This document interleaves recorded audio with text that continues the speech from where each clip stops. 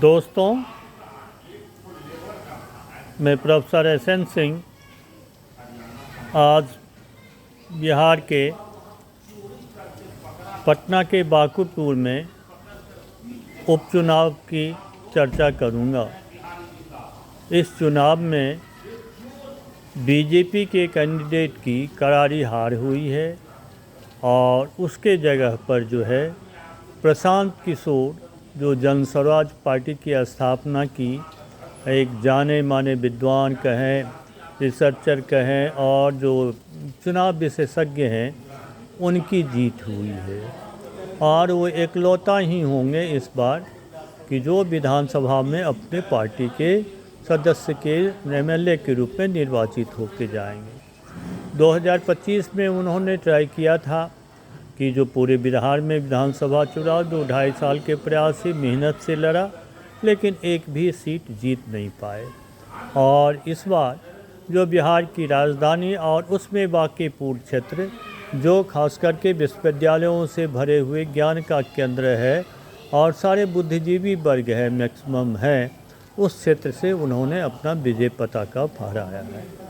और दूसरी बात है वो जगह का, जो जगह बीजेपी वाले कहते कि उनकी जो है 30 वर्षों से उस क्षेत्र पर कब्जा है और उस पर हमारा उनका जो है लोगों का जो है वर्चस्व है और मत उन्हीं को देते हैं।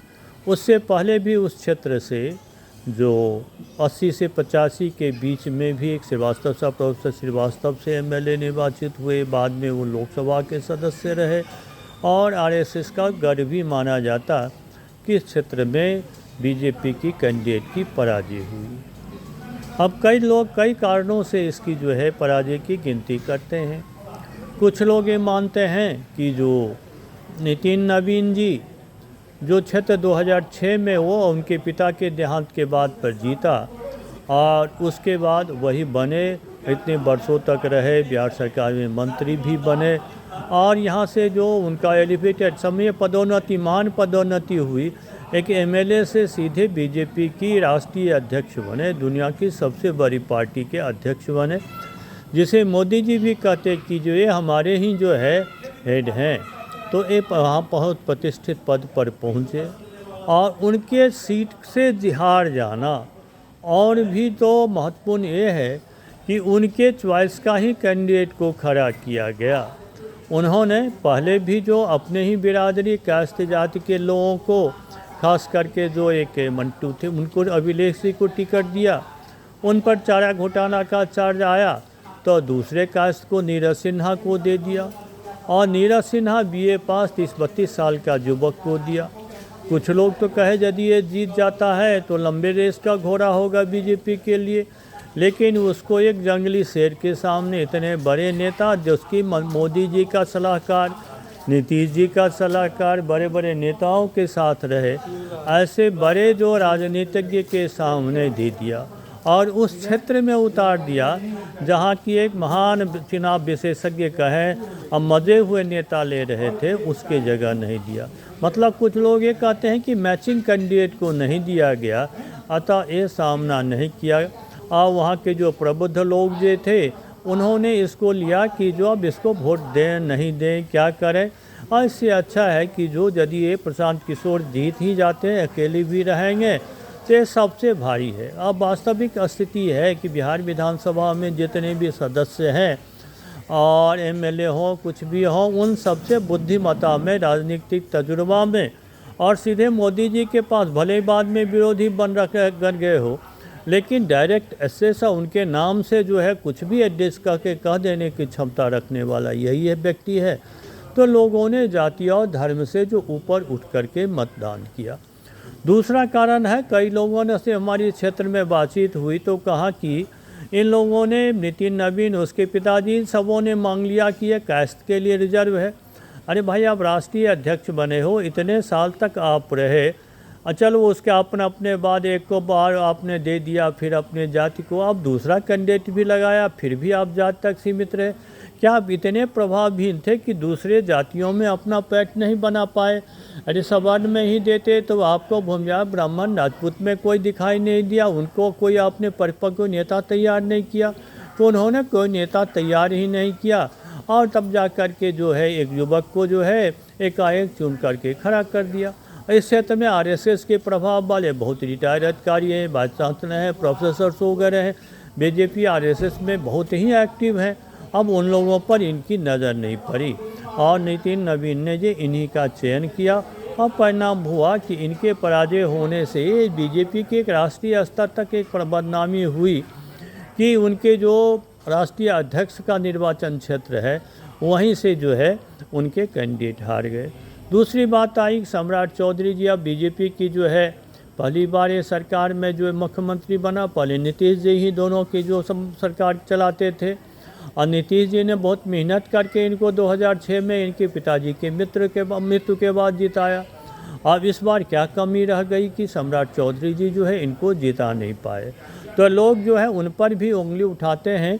लेकिन ज़्यादा यदि निष्पक्ष लोग कहते हैं सारे के सारे दारोमदार जो है राष्ट्रीय अध्यक्ष नितिन नवीन जी का था, और उन्होंने पूरे भाग लिया।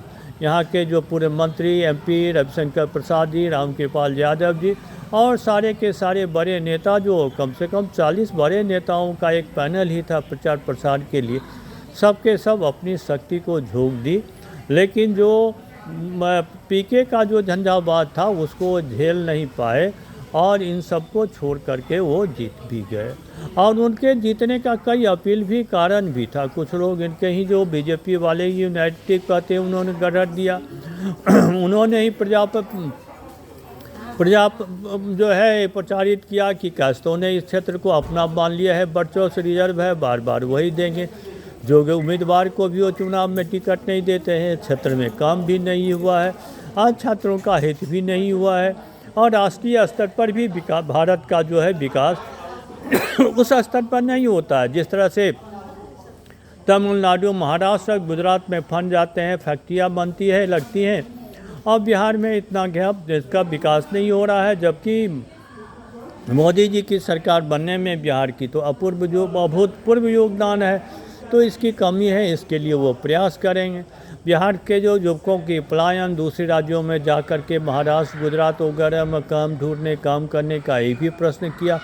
कितने साल में करोड़ों बच्चों को विदेश बाहर जाने से, दूसरे राज्यों में जाने के 10-15 हज़ार की नौकरी खोजने से उन्होंने नहीं रोक पाया। तो ये सब सरकार की बीजेपी की असफलता है, और अतः उन्होंने इस बात को उछाल करके जो है लोगों का समर्थन प्राप्त किया। अन्य कारण में लोग कहते हैं कि जो है राष्ट्रीय जनता दल जो पहले भी जो दूसरे नंबर पर थी, और रेखा गुप्ता जी, अब वो जो पिछले साल के हिसाब से भी इनके जो है वोट जो है इनके खिसक करके जो है इनके प्रशांत किशोर के आस आ गए। कुछ लोग कहते हैं कि मुस्लिम मतदाता से नहीं, यादव और दूसरे लोग भी जो आरजेडी के कोर वोटर थे उन्होंने भी वोट दिया, और आरजेडी के द्वारा भी सशक्त रूप से जो चुनाव प्रचार नहीं किया गया। कुछ लोग इसे भी जोड़ते हैं कि जो तेजस्वी यादव जी भी जो है वो बाहर ही घूमते रहे, विदेश यात्रा पर है, क्षेत्र में प्रचार नहीं हुए। लास्ट 2 दिन में उन्होंने प्रचार किया और जनता के बीच में ये मैसेज नहीं गया। आज लालू जी के परिवार का आपसी द्वंद्व भी, तेज प्रताप का भी अलग होना, तेज प्रताप को पुलिस के द्वारा पकड़ लिया जाना, ये भी कुछ लोग कारण मानते हैं। दूसरी की छात्र आंदोलन तो उग्र हुआ, कॉकरोच पार्टी वाला, लेकिन सरकार ने अपनी जो बुद्धिमत्ता को दिखाते हुए आज 3-4 दिन पहले जो है उसके साथ छात्रों के साथ समझौता करके छात्रों के आंदोलन को तुड़वा तो दिया था, लेकिन जो है लोगों में, छात्रों में जो आक्रोश पैदा हो गया था वो नहीं समाप्त हुआ। अतः इन लोगों ने भी बीजेपी के खिलाफ में जो है मतदान किया। और युवकों में भी आकर्षण था कि 3 महीने हो गए इनकी जो सम्राट चौधरी के बने हुए 4 महीना कोई बड़ी वैकेंसी नहीं आई। और शिक्षक बीएड वाले भी, TR4 वाले भी थे इंतज़ार में कि अब आएंगे तब आएंगे। छात्रों ने बड़ा प्रदर्शन भी किया कि विज्ञापन नहीं दे रहे हैं, तो बड़े विज्ञापन नहीं आने से भी लोगों को जो लगा कि छात्रों को भी कि ये दूसरे कामों में रहते हैं और इनको छात्रों के प्रति ध्यान नहीं देते हैं। ये सब कई महत्वपूर्ण कारण थे, और सब कारण से मिलकर के पीके की जीतने में मदद दी। एक अन्य कारण जो होते हैं बिहार में जो होते हैं, राजद और बीजेपी की जो चुनावी संघर्ष होता, तो लोग ये चाहते हैं कि जंगल राज, जो बीजेपी एनडीए वाले कहते जंगल राज आ जाएगा, लालू जी जीतेंगे, उनकी पार्टी आएंगे, बदमाश गुंडे हो जाएंगे। और ऐसा डर भी नहीं था, कारण राज्य में तो बीजेपी एनडीए की सरकार थी, राजद तो कहीं नहीं है। यदि एक सीट भी जीत जाती तो इस पर कोई ज़्यादा नहीं हुआ, और हिंदू मुसलमान की भी ज़्यादा बात नहीं हुई। जिस क्षेत्र में हुआ और प्रायः उस क्षेत्र के जो है मुस्लिम जो है सामंजस्य के साथ होती हैं। पटना में कुछ क्षेत्र है, फुलवारी वगैरह क्षेत्र हैं जहाँ पर कुछ होते रहते हैं कभी काल, लेकिन वो क्षेत्र सामान्य शांति का रहा। तो हिंदू मुस्लिम कार्ड भी नहीं चला, जो हिंदू एकजुट होकर के बीजेपी के प्रति वोट देते, तो ऐसा भी कोई कारण नहीं बना। तो कई सारे ऐसे कारण बने जिससे जो प्रशांत किशोर जी को चुनाव में जीत मिली। और इसको कुछ लोग ये मानते हैं कि कम से कम ये विरोध में जो विधानसभा में कोई सशक्त आदमी होगा।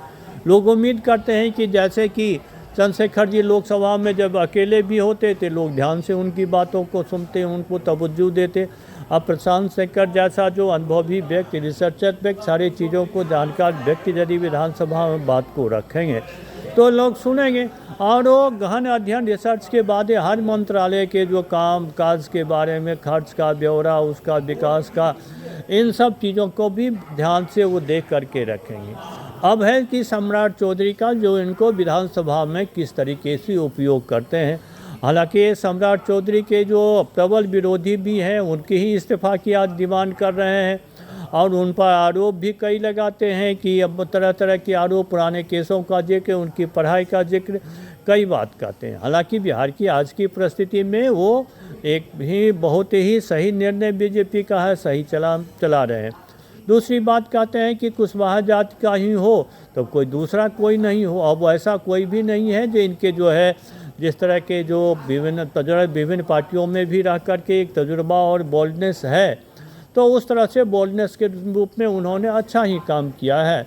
तो सरकार जो है इस तरह से इनकी इस बात पर मैं नहीं आएंगे कि कोई और नए आदमी को हो।